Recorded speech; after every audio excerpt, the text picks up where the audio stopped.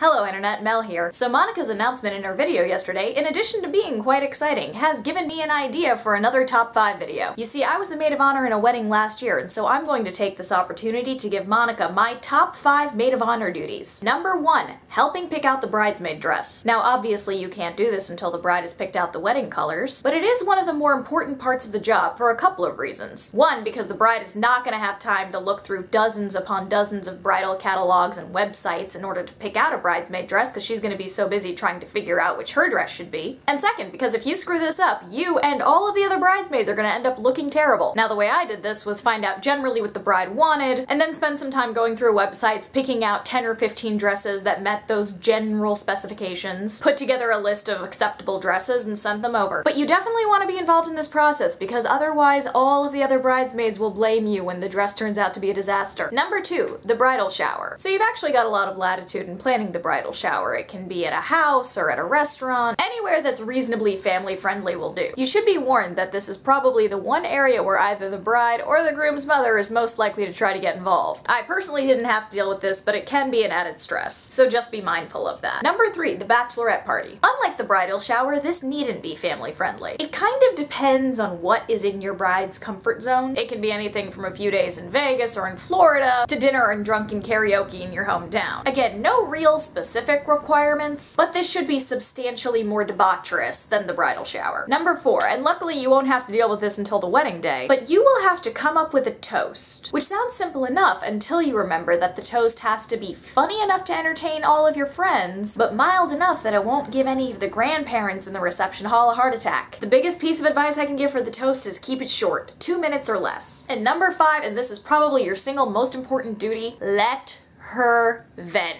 The wedding industrial complex has done everything in its power to make weddings not only incredibly expensive, but also incredibly stressful. Everything from the guest list to picking out napkin rings is a complete disaster. It is in fact designed to be a complete disaster. Now, this is not an excuse for anyone to turn into a complete bridezilla, but it is understandable if she starts to fray a little bit under the strain and is a little bit snappier than usual. So try to be understanding and give her a sympathetic ear when needed, because the saner she is in the days leading up to the wedding, the more pleasant an experience it will be for everyone. So those are my top 5 maid of honor responsibilities. Feel free to leave others in the comments if you can think of any. And on that note, Monica should be posting again tomorrow, and I'll be back on Thursday.